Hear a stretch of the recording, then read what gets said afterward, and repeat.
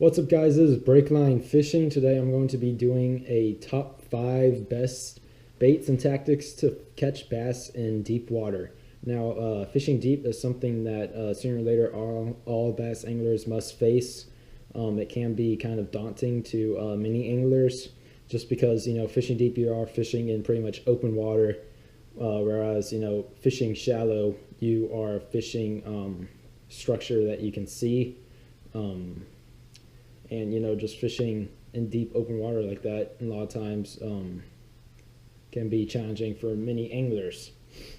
Before we get started into some of the baits and strategies, baits, first off, something I would highly recommend. I really can't start this video without something you need while fishing deep is sonar. Good sonar, like this side imaging sonar. Because basically, without sonar, side imaging, or down scan, you're basically on your own. I mean, the only way you can tell what's below you is by using feel baits, bottom, just dragging some a jig or maybe a Texas Caroline rig along the bottom, trying to feel for any structure, which is not near as easy as having sonar on your boat. So if you have access to it, I recommend that, especially in any competitive fishing setting. Gives you a huge advantage with fishing deep, and being able to read, side imaging sonar is especially important for fishing deep. Because again, I mean, you're relying on your sonar to show you, where's the underwater structure that you're fishing. And a lot of times, you're fishing channels, road beds, creek beds. What else? Ledges, drop-offs, bluffs, underwater bluffs, anything like that, underwater islands. So sonar, or at least some type of map of the lake, that shows contour lines, and shows, elevation changes. Because a lot of times when fishing deep, you're going to find that you're fishing elevation changes, more likely than not. So anyway, let's get into the top 5 countdown. So first up on this countdown is the football jig. I just recently covered the football jig in a jig fishing tutorial video that I did yesterday, I think. But anyway, the football jig, like I said in that other video, is a great deep water option. Basically, with the football jig, you are casting it out, fairly long ways, and it doesn't have to be, long cast necessarily. You're just casting it out, and then it falls to the bottom, and then you're just dragging it pretty much along the bottom.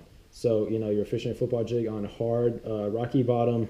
And another great way to fish this jig is to let it fall down and fish ledges, anything like that. That jig head, heavy jig head, is going to let it fall down ledges. Again, with the trailer, imitating a crawl most of the time. That nice looking trailer, like right there, if you can see that, kind of low profile.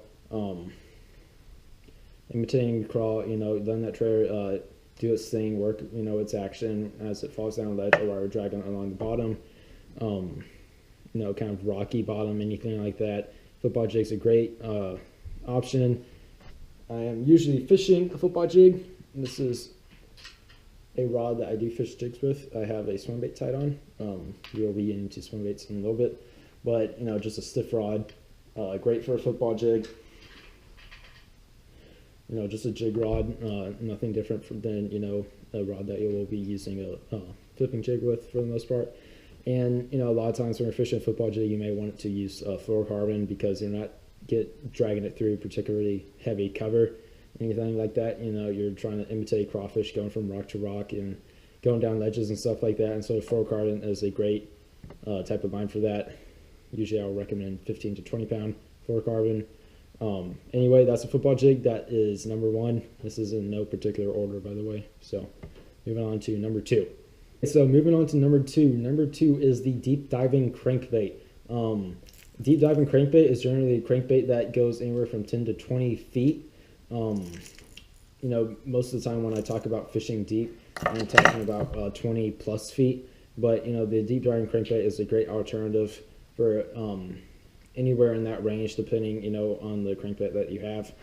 And basically with the deep driving crate, this one is not going to get to 20 feet. This one's going to be somewhere between 10 and 20. It's kind of hard, so 15 is my guess. Basically, you know, you're getting the right size crankbait. The bill size, you know, matters a lot, and you are working it. Good strategy for the deep driving crankbait is working it along the bottom. And you know, a lot of people say, you know, you're working along the bottom, you let that let it come into contact with the bottom, you're creating a lot of movement and enticing the bass. Of course, you can also fish it, you know, just in the water column, fish it over structure, anything like that.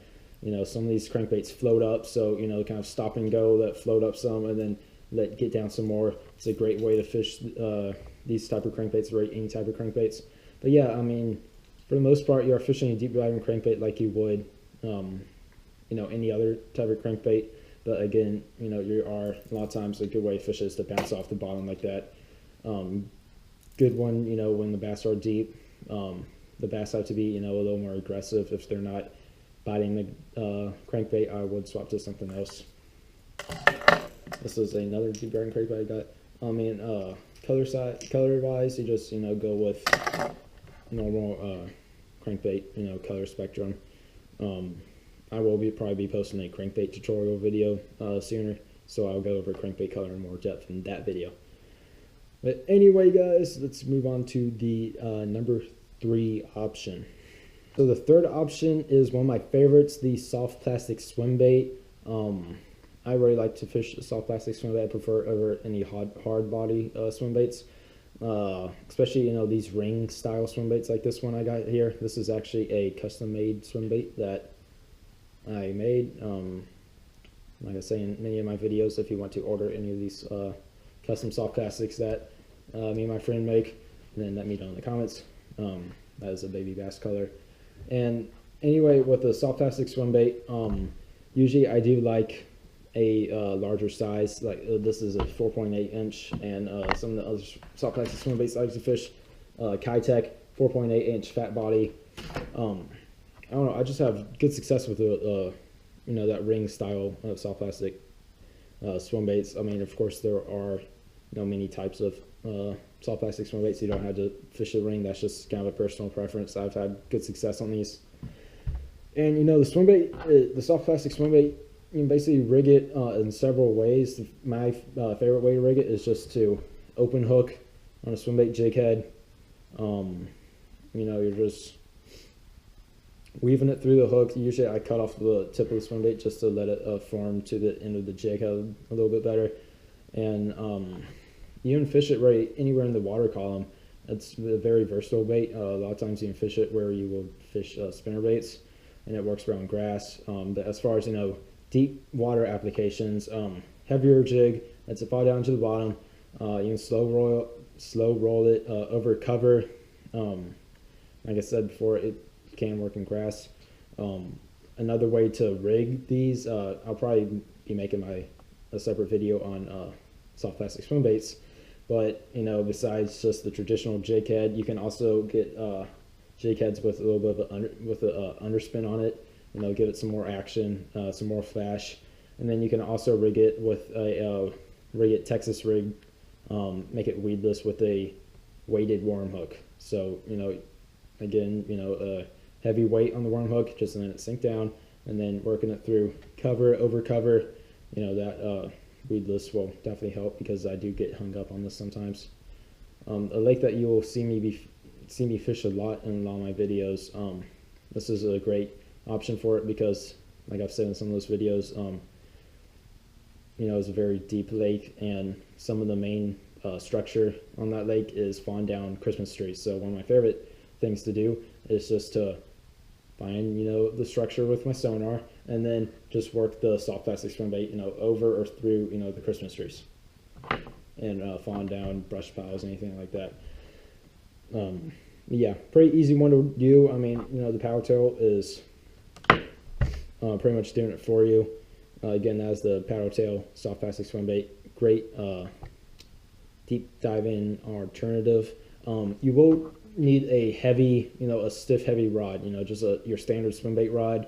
Usually you want it long. Again, I This is the one, that I had the Swimbait jig head tied onto. But this is a heavy fast action G Loomis IMX, really nice rod. Love G Loomis. But just a stiff rod with heavy action generally, and a lot of times you want a longer rod because you're making long casts. I forgot to mention this with the deep diving crankbaits, but basically, with all these deep diving moving baits, you want to, cast them long ways out because a lot of these, make great search baits, especially this Swimbait. This is a great search bait. Just cover a lot of water really fast, see, where the bass are, where they're biting. Crankbait also not as much as the Swimbait in my opinion, but that is a Swimbait. I think that is it for the Swimbait. Moving on to number 4, and you're going to see number 4 and 5 kind of fall in the same-ish category. So anyway, so number 4 is the Carolina rig. Very famous in the bass fishing community. The Carolina rig is a great deep water alternative. You don't have to fish it deep, of course. The Carolina rig works very well in grass also, because basically what the Carolina rig is, this is just a little demo that I tied together before this video. The Carolina rig is basically, basic terms, just a bullet weight, a bead, and then a swivel, and then you got your leader line, and then further down the leader line you have a worm hook. So, and you on this worm hook you usually put a soft plastic, much like you would a Texas rig, weighted Texas rig, like this nice lizard motor oil color, custom made. I love that color. Another lizard. This is, I don't know if you can see it, I call it the rebel color. It's crisp blue with some red sparkles in it. Creature bait, lizard, anything like that. Stick bait. What else? Worm, any type of like trick worm, anything like that. But anyway, with the Carolina rig, you are dragging it much like you would a football jig along the bottom, and the weight is on the bottom, and this leader is just kind of hanging back, and this soft plastic is kind of doing its own thing, flowing around, bouncing around, giving itself very enticing action. And the bead and the noise that the swivel and the flash that the swivel and weight make. Oops. Anyway, the flash that this setup makes attracts the fish, and then behind it there we'll see your soft plastic. So that's the idea behind it. Of course, with that flash and the noise that it creates, it can work well in dirty water, clear water. Some of the disadvantages of the Carolina rig, of course, is that it's kind of hard to feel a bite, because basically what you're feeling is not the hook. You're feeling it, the weight being dragged along the bottom, and then the hooks and your soft plastic are kind of just hanging back. So sometimes it's hard to feel the bite. You gotta kind of get good at that and feel what a bite on a Carolina rig feels like. As far as the line goes with the Carolina rig, because you have a leader on it. A lot of times the leader will be fluoro, just because fluoro is better in clear water and hard to see. But the Carolina rig, like I said before, a lot of people like to fish in grass, so braid is always a better alternative in grass. So braid or fluoro, maybe even mono for a leader. It kind of your personal preference, and depending on the situation you're in. And then same thing with the leader length. It is a personal preference for the most part. A shorter leader is usually better if you're fishing shallower or in heavier cover. And then the longer leader in clear, deeper water keeps keeps your soft plastic away from the weight and the swivel. And as far as weights are concerned, usually you want to, if you're fishing it deep, you want it to be fairly decent sized weight. I always like to go tungsten with my bullet weights. This is not actually a tungsten bullet weight, this is lead, but I guess it doesn't matter as much as a weighted Texas rig would with the tungsten. But a tungsten is much more tungsten weight is a much more compact and denser and heavier than a lead weight, and less likely of a chance that you can get hung up on anything. Anyway, that's the Carolina rig. Flat bottom, dragging along the bottom, feeling the bottom, just letting the leader and the soft plastic kind of do its thing. Yeah. Oh yeah, and rod for Carolina rig. Almost forgot. This is another G Loomis. This is actually a. Oops. This is actually a Carolina rig rod. If I'm not mistaken. But you know, a lot of times just keep it simple with the rod choice. Heavy, fast action. This rod has not been used yet. Actually, this is a fairly new rod. But yeah, again, just not like you would fish a Texas rig as far as rod choice. A lot of people like to keep it over 7 feet because, again, deep water, a lot of times you'll be casting it pretty far out, and so you want that long rod length in deep water applications. So yeah, moving on to the fifth choice that I am very, personally familiar with. I don't fish the drop shot a lot. It is a very popular method, and it seems to be a very good way to catch bass. I've just never gone into it. I've always found, some other way to catch bass, fishing deep water, soft plastic swim bait, one of my favorites, deep diving crankbait, football jig, Carolina rig, any of those things. I generally just use over the drop shot. But the drop shot, nevertheless, is a very good choice for fishing deep water. It is much more of a finesse technique. Basically, what you're doing with the drop shot, like I said before, how number 4 and 5 are going to be similar. It's kind of the same idea of the Carolina rig. The lure is suspended in the water, but of course on the drop shot it's basically reverse. So you basically have the line, the hook is right here, and then the weight is on the bottom. And there are specific drop shot weights. It's a very specific, as far as tackle is concerned, technique. So you get the drop shot finesse hooks, drop shot weights, and a lot of times there are specific soft plastics that are used for drop shots. So with the drop shot, again, this is not something that you just fish deep water. A lot of people like to fish the drop shot in grass for the same reason like they like to fish the Carolina rig in grass, because you have the hook suspended above the grass while the weight is in the grass, so you can work it through grass. You can basically work your soft plastic right above the grass, and any bass hiding in that cover of course will see it and hopefully bite it. Yeah, that is the drop shot. It is a pretty complicated technique to master. One of the reasons why I've just never had a huge incentive to get into it. So if you want to fish it for real, I would recommend looking up some drop shot videos. There are a lot of good videos out there, and looking up some articles on the drop shot. But I do have a rod choice for a drop shot. Most people will prefer spinning tackle when it comes to the drop shot. I actually have a drop shot specific rod, technique specific Shimano drop shot rod, and right now I have a wacky rig tied on. And also when I want to go finesse, because drop shot a lot of times is a finesse option, I will prefer the wacky rig and shaky head in most cases. So this is a 6-8 medium extra fast action. Just standard finesse tackle, because you are fishing it finesse. A lot of times you do want a long rod though, because again you're fishing the drop shot deep, and a long rod is usually better in deep water. Yeah, that is the drop shot. As far as soft plastics for the drop shot, again, I'm sorry I don't have a demo. I just don't have any drop shot tackle. That a lot of times you're kind of hook the nose of the soft plastic through the hook.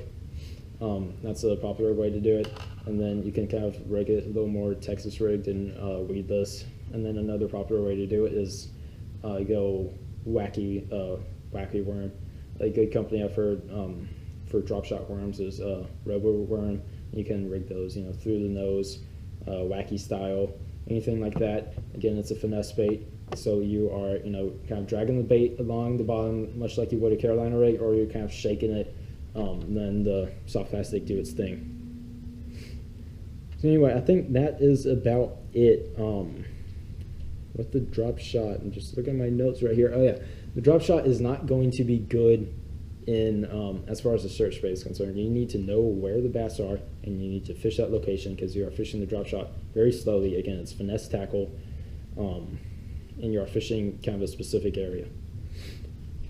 And I think that was about it. That is my 5 best techniques and baits for fishing deep water. I hope that helped.